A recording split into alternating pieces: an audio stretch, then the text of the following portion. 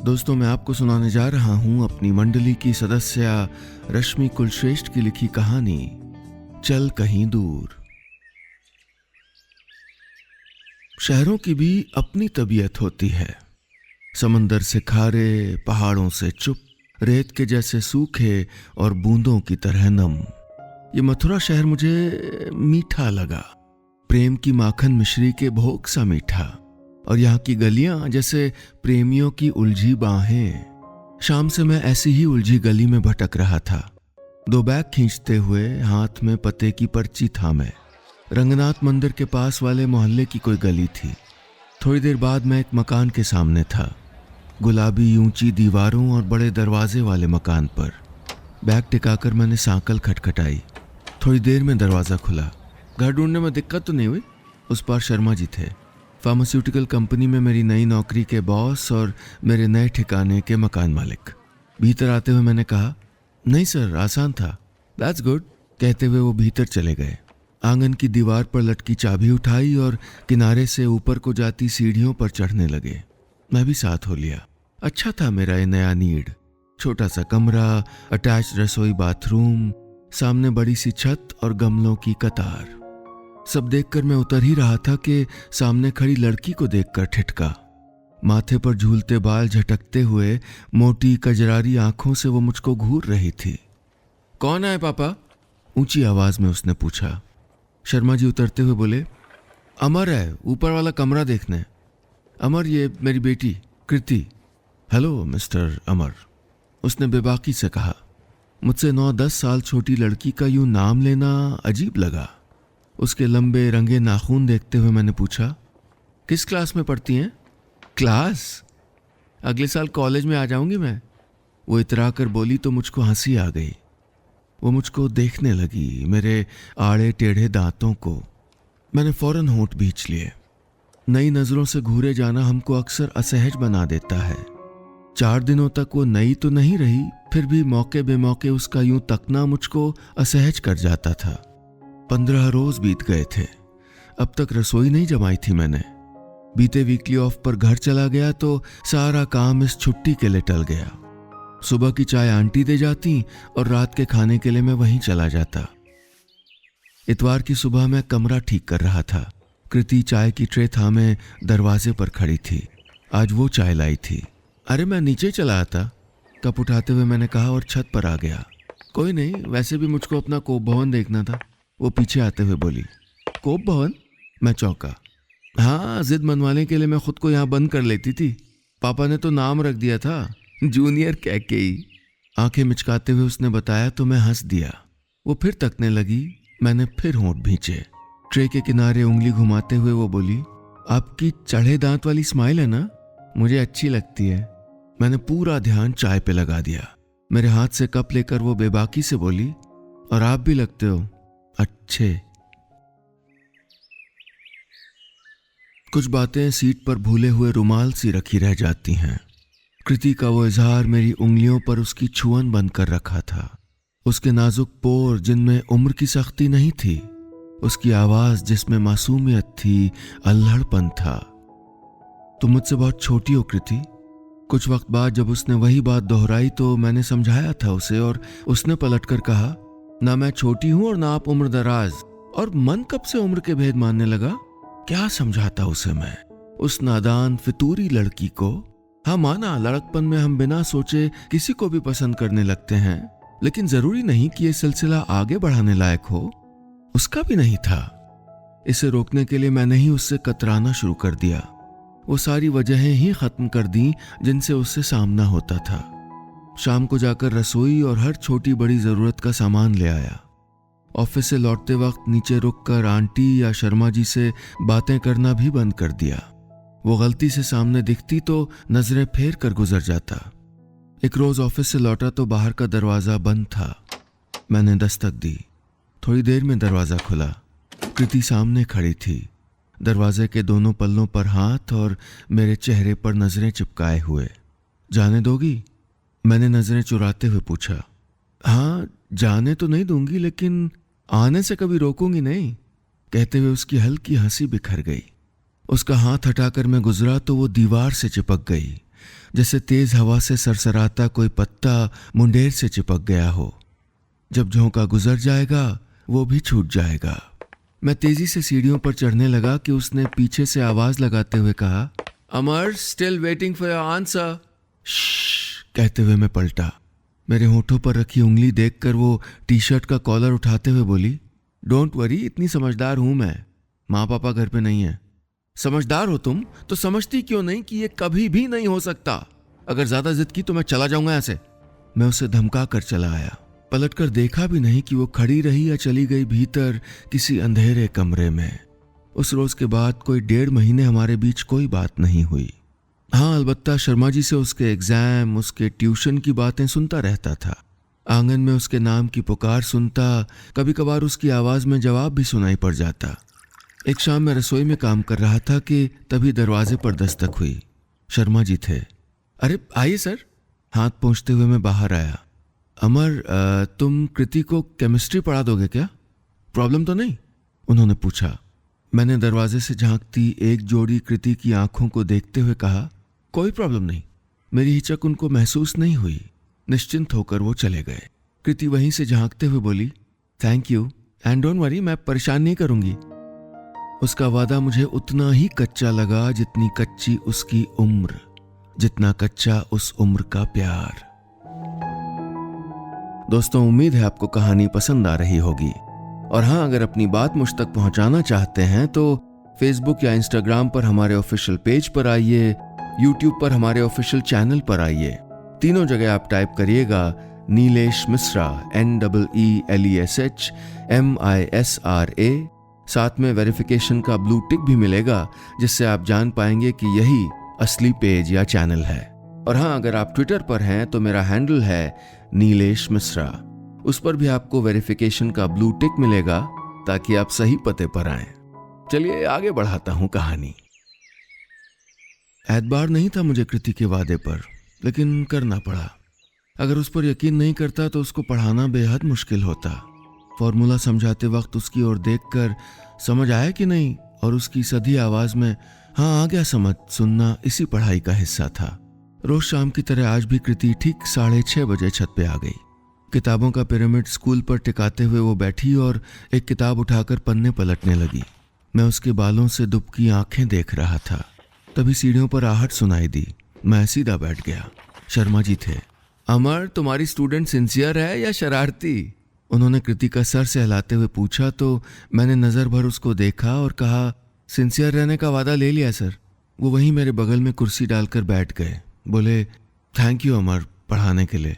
Actually मुझको coaching और private tutor पर भरोसा नहीं है, इसीलिए तुमको जहमत दी। 1-2 लोगों से बोला है फीमेल ट्यूटर के लिए, लेट्स सी। कहकर वो चले गए और मैं चुप गुम बैठा किताबों के पन्ने पलटता रहा। अजीब सा लगा ये सोचना कि कभी कोई रोज ऐसा भी आ सकता है जब कृति यहाँ छत पर मेरे साथ नहीं, नीचे किसी टीचर के साथ पढ़ाई कर रही होगी। उसकी आवाज में सुने सुनाए जुमले तैर तैर कर ऊपर आ रहे होंगे। ये सब क्यों महसूस हो रहा था मुझे? मेरी जिंदगी में ये शाम की पढ़ाई के 55 मिनट अहम बन गए थे या फिर कृति? नहीं, वो नहीं हो सकती। लेकिन अगर हो गई तो? जैसे ही ये ख्याल आया मैंने छिटक कर दूर कर दिया उसे। उस रोज से सिर्फ मैं ही नहीं परेशान था, कृति के चेहरे पर भी ये परेशानी दिखी। वो कभी पढ़ती तो कभी छत पर हवा के साथ डोलते तिनके के पीछे डोलती। कृति पढ़ाई करो। मैं खुद को रोकते हुए उसको टोकता तो वो कहकर कॉपी पर आड़ी टेढ़ी लकीरें खींचने लगती। एक रोज मैंने उसका हाथ रोकते हुए कहा, Kriti why are you doing this? उसकी निगाहें उठी। मुझे उनमें गुलाबी लकीर के साथ वही पुरानी बात दिखी। मैंने फौरन हाथ छोड़ दिया।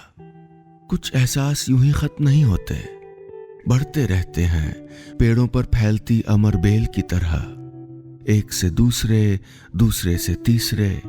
मुझे कभी कभी कृति पेड़ सी नजर आती। वक्त गुजर रहा था, किताब के पन्ने खत्म हो रहे थे। उस शाम को किताबें समेटते हुए वो बोली, आखिरी चैप्टर और बचा है। आखिरी? मैं बुदबुदाया। वो चली गई और मैं वहीं बैठा सामने वाली कुर्सी देखता रहा। जरा देर बाद उठा और उसकी कुर्सी पर बैठ गया। उसके हैंडल पर उंगलियां फिराने लगा। तभी उंगली में कुछ चुभा। ये नर्म एहसास, ये क्या हो रहा था मुझको? कृति की तरह मैं? उसका नाम सोचा तो लगा वो अमर बेल बन के मुझ पे फैल गई हो। मैं दूसरा पेड़ बन गया हूं। अमर? अपना नाम सुनकर मैं पलटा। पीछे वो खड़ी थी, कानों के पीछे बाल खोंचते हुए बोली, मेरी सहेली कहती है कि ये रोकने से और बढ़ता है। क्या? मैंने पूछा। वही प्यार, कहकर उसने मेरी उंगली थाम ली। मुझ पर जो हावी हो रहा था ये क्या था? कृति की परछाई या प्रेम की देह? कितने रोज कमरे की मध्यम रोशनी में बाजुओं पर उंगली फिराकर मैं देखता कि क्या वाकई में फैल रहा था ये प्यार, उम्र के सारे अंतरों को पार करता हुआ। कृति की किताब का आखिरी पाठ खत्म हो चुका था, लेकिन वो अब भी ऊपर आती। मुझे इंतजार भी रहता। हमारे बीच बातें होती जिनको मैं उसके जाने के बाद सोचता। वो कुछ कहती, मैं भी बोलता, सिवाय उन तिलस्मी शब्दों के।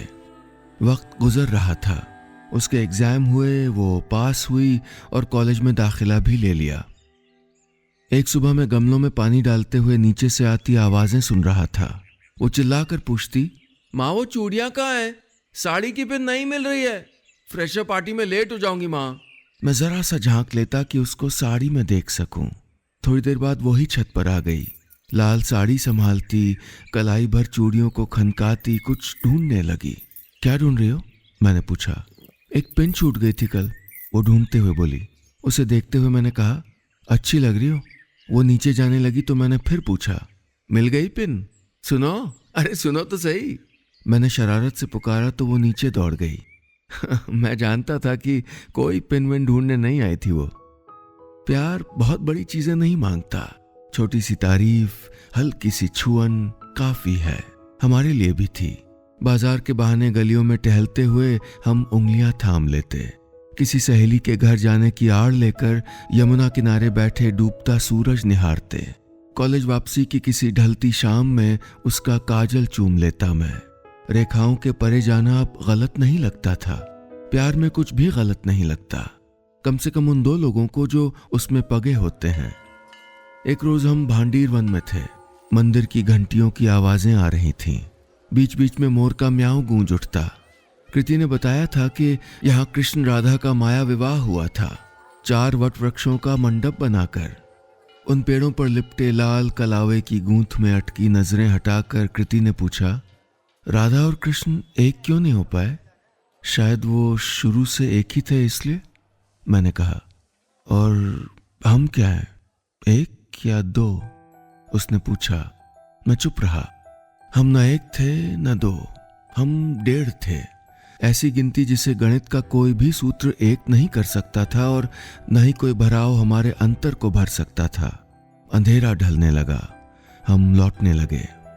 रोज की तरह कृति घर में पहले गई और 15-20 मिनट बाद मैं भी पहुंच गया। वो आंगन में खड़ी थी, आंटी उसकी हथेलियां चूम रही थीं। मुझे देखते ही शर्मा जी मेरे पास आ गए। बोले, कृति के लिए रिश्ता आया है, विदेश में नौकरी में है, लोग भी जाने पहचाने हैं। तुम तो घर के हो, बताओ हाँ कर दूं क्या? उनके शब्द किसी पंजे की तरह मेरे बाजुओं को पकड़कर मुझे खींचकर लगातार दूर कर रहे थे, कृति से दूर। दूर होने से ज्यादा तकलीफ देह जानते हैं क्या है? दूर होने का डर। अभी कृति के रिश्ते के लिए सिर्फ हाँ की गई थी। 2 साल बाद शादी करने की बात तय हुई थी। अंगूठी पहनाना भी अभी बाकी था, लेकिन मुझे यूं लगा जैसे वो आज से ही पराई हो गई हो। शाम को मैं दीवार से टेक लगाए खड़ा था। वो पौधे से सूखी पत्तियां तोड़कर हटा रही थी। उन्हें कूड़े में डालते हुए बोली, हम ना फिल्मी स्टाइल से शादी कर लेते हैं, भाग कर, क्योंकि घर वालों को बताने का कोई फायदा नहीं है, वो लोग मानेंगे नहीं। इतना आसान है क्या भागना? मेरे कहने पर वो बोली, कोई और रास्ता हो तो बताओ। हाँ, नहीं था कोई रास्ता, और सही कह रही थी वो कि घर वालों को बताने का कोई फायदा नहीं था। उम्र के अंतर को नजरअंदाज नहीं करते वो, और उसके लिए आने वाला रिश्ता भी तो मुझसे कहीं बेहतर था। तो कुछ सूझा? उसने टोका। मैंने गर्दन ना में हिलाते हुए कहा, कृति बहुत मुश्किलें आएंगी, कैसे कर पाऊंगा मैं? हम कर लेंगे, मैं कर लूंगी। अमर, मुझे लव स्टोरी के ट्रैजिक एंड बिल्कुल पसंद नहीं। I want a happy ending. कहते हुए वो मेरे सीने से लग गई। दिल सुकून से धड़कने लगा। कभी कभी सोचता हूं कि अगर मैं कृति को किसी और के साथ विदा कर दूं तो क्या होगा। कुछ भी तो नहीं, जिंदगी ऐसे ही चलेगी। सांस, नब्ज, नींद, जागना सब ठीक ही रहेगा। हाँ, बस जो तरावट होती है ना, खुश्क सांसों को तर करने वाला एहसास, वो नहीं होगा। कृति की नादानियां नहीं होंगी, मेरा उसके साथ थोड़ा जवान हो जाना नहीं होगा, प्यार की खुशियां नहीं होंगी। गुजरते दिनों के साथ कृति तैयारियां कर रही थी। अपने सर्टिफिकेट, कपड़े मेरे पास पहुंचा गई। हर चौथे रोज दोस्त के यहाँ ग्रुप स्टडी, नाइट स्टे के लिए जाना शुरू कर दिया, ताकि उस रोज भी कहकर निकलना आसान रहे। एक तारीख तय करके ट्रेन की टिकट भी बुक करवा ली। तय की हुई तारीख आ चुकी थी। उस रात मैं कमरे में बैठा अपना बैग लगा रहा था। शर्मा जी नीचे आंगन से मुझको पुकार रहे थे। मैंने सुना लेकिन कोई जवाब नहीं दिया। अमर, बिजी हो क्या? इस दफा आवाज दरवाजे पर थी। जी सर, कहिए, मैंने आखिरी शर्ट बैग में रखते हुए कहा। वो मेरा बैग देखते हुए बोले, कहीं जा रहे हो क्या? मैंने चेन लगाते हुए कहा, एक दोस्त के यहाँ फंक्शन है, उसी में। छुट्टी अप्रूव करवाई तो थी आपसे। ओह हाँ, वो बोले, कृति को भी एक दोस्त के यहाँ जाना है ग्रुप स्टडी के लिए, तुम उसको ड्रॉप कर दोगे? मैंने प्लम्बर को काम के लिए बुलाया, इसलिए मैं नहीं जा सकता। हाँ, मैं स्टेशन जा रहा हूँ, छोड़ता हुआ चला जाऊँगा, मैंने कहा तो वो निश्चिंत हो गए। थोड़ी देर बाद मैं भी बैग उठाए नीचे चला आया। कृति आंगन में ही खड़ी थी। चलें? मैंने पूछा तो वो माँ पापा को बाय कहते हुए चली आई। सुबह मिलते हैं माँ, उसने ये भी कहा, हर बार की तरह। सुबह कहाँ मिलने वाली थी वो तो जा रही थी मेरे साथ, घर की दहलीज पार करते हुए, पुरानी गलियां लांघते हुए, एक नई जिंदगी के नए सफर पर। आधी रात की चांदनी स्टेशन की छाजन से उतरकर पटरियों पर बिखर रही थी। प्लेटफॉर्म के बाईं ओर किताबों की एक स्टॉल खाली थी। दूर कहीं पानी के 3 नल लगे थे। भीड़ पार करके प्लेटफॉर्म की आखिरी सीट पर हम बैठे थे। वो मेरी बाजू पर उंगलियां फिरा रही थी, कुछ लिख रही थी, शायद मेरा नाम या फिर अपना, या कोई प्यार मोहब्बत जैसा शब्द। क्या लिख रही हो? मैंने पूछा तो वो बोली, कृति अमर शर्मा। मैं शादी के बाद पापा का ही टाइटल लगाऊंगी, मैं बदलने को कहूँगा भी नहीं।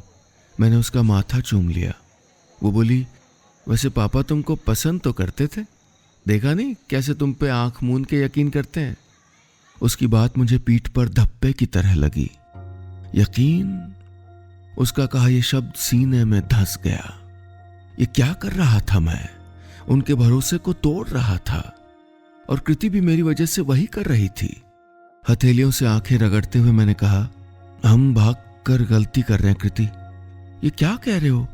कहते हुए उसने मेरा चेहरा अपने हाथों में भर लिया। प्यार में जो होते वो गलत नहीं करते, भगाते नहीं तो वो लोग मेरी शादी कर देते अमर।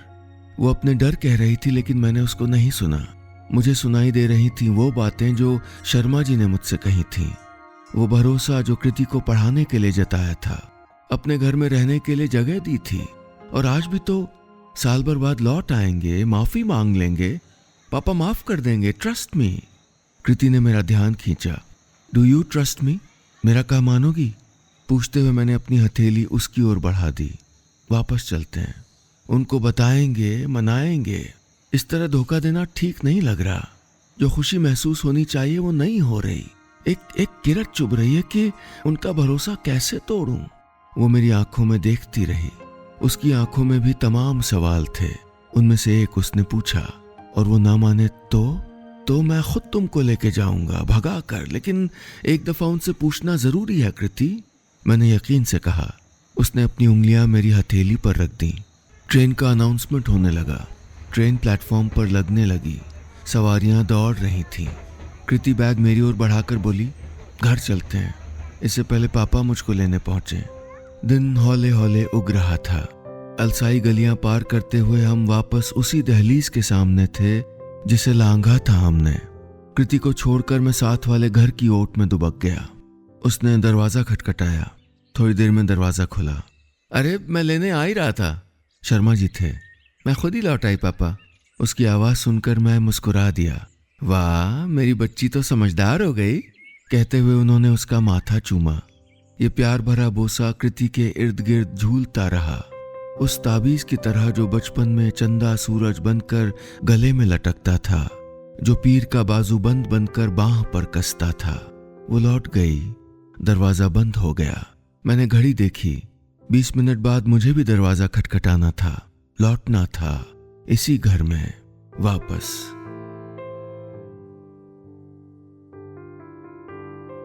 बस इतनी सी थी ये कहानी। और हमारे इस YouTube चैनल को सब्सक्राइब जरूर करिएगा। सब्सक्राइब का बटन दबाइए और एक घंटी का जो निशान दिख रहा है ना, उस पर जरूर क्लिक करिए, ताकि जब भी मैं नई कहानी सुनाऊं आप तक ईमेल में तुरंत पहुंच जाए।